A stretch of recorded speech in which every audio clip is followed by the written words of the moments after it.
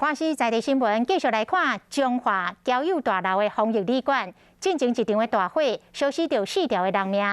当时，甲顺治的消防员陈志环做伙入去防疫旅馆的9楼来抢救的，另外一个消防员陈佑维，因为伫咧火场内底来受伤，尾也是趴伫咧窗仔门边，拍灯化救人防救出来，经过治疗恢复健康来出院。面对着校长陈志环顺治，伊的心情真歹。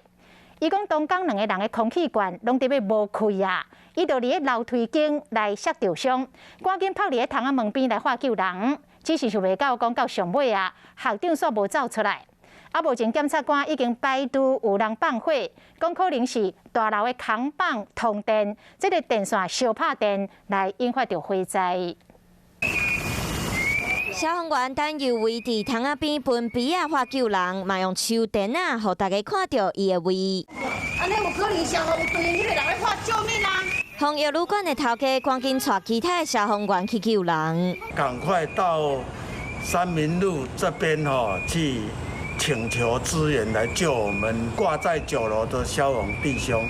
陈佑维顺利获救出来。中华交友大楼就是伊和顺治的消防员陈志环做伙入去9楼，伊伫火场跋倒着伤，无法度行。结果我也迷失方向，然后摔落楼梯，然后最后在楼梯间没有空气，只能紧急走窗户待救这样。伊讲当时和陈志环的气管啊，拢没用了啊。后来烟就是蓄积的太快，那我跟志凡学长就没有气。那志凡学长是先找一间房间待救。伫楼梯跋倒着伤了后，伊家己嘛住院住1礼拜才恢复。面对校长顺治，伊嘛真伤心。检警目前也咧调查导火原因。检察官和台电人员做伙来到交友大楼的1楼和2楼，针对电表调查。侦办方向敢若阁有转变，目前判断有可能是招牌通电引起导火。导火迄天下晡3点到暗时8点，伫大楼出入的16个人，阁有家友，初步排除有可能是有人放火嫌疑。